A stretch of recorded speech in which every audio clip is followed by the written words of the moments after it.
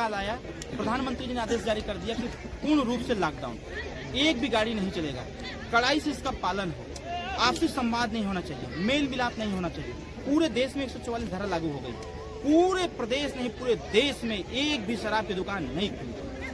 तो लगाम ऐसा होना चाहिए। हमारा मानना ये है, सुहेलदेव भारतीय समाज पार्टी की सरकार बनते ही हम ये तय कर देंगे कि उत्तर प्रदेश में शराब बंद होगा।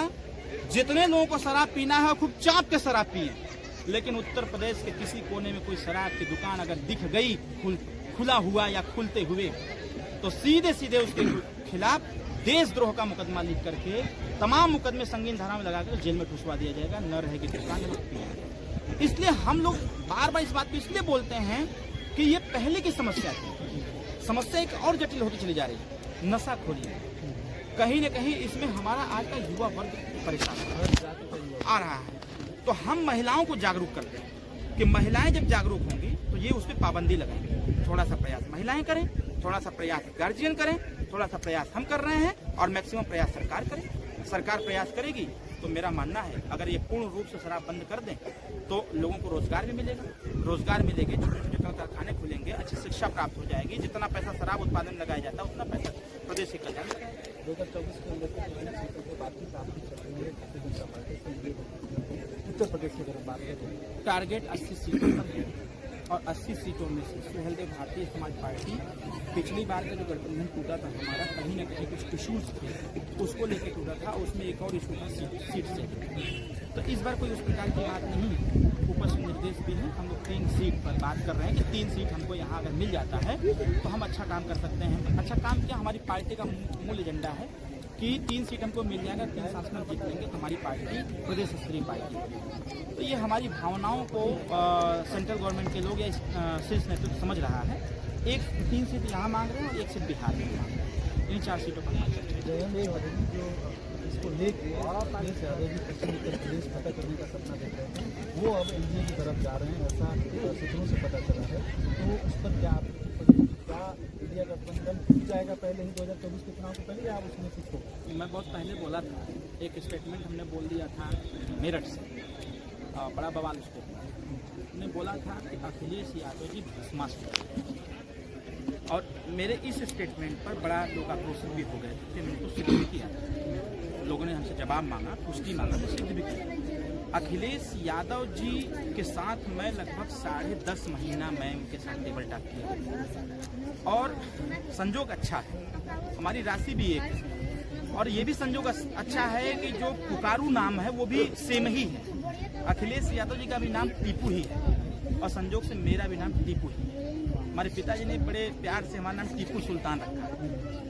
तो मैं ये बात अखिलेश जी को बताया था जब मैं उनके लाइब्रेरी में गया था।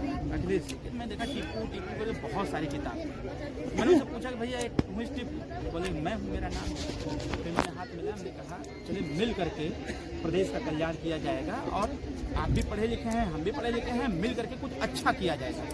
हमने उनको वो घड़ी का एक प्रचार बताया। एक घड़ी का प्रचार आता है कि पहले इस्तेमाल करें फिर विश्वास करें, और फिर उसी घड़ी का एक प्रचार आता है, घड़ी का प्रचार आता है कि आओ मिलकर बनाए कुछ बेहतर। तो मैंने यही बात उनसे कहा था कि भैया हम लोग मिल करके काम करेंगे। लेकिन अखिलेश यादव जी की स्थिति ये हो गई थी कि वो बार बार प्रयास ये करते थे कि सुहेलदेव भारतीय समाज पार्टी समाप्त कर, वो हमारे सर पे हाथ रखने का बंदोबस्त कर रहे थे। जब हमारे सर पर उन्होंने हाथ रखने बंदोबस्त किया, हमारे नेताजी ने आशीर्वाद दिया, उन्होंने तथास्तु कहते हुए कहा कि जाओ बर्बादी के रास्ते पर जाओ। अभी नीतीश जी को झटक दिए।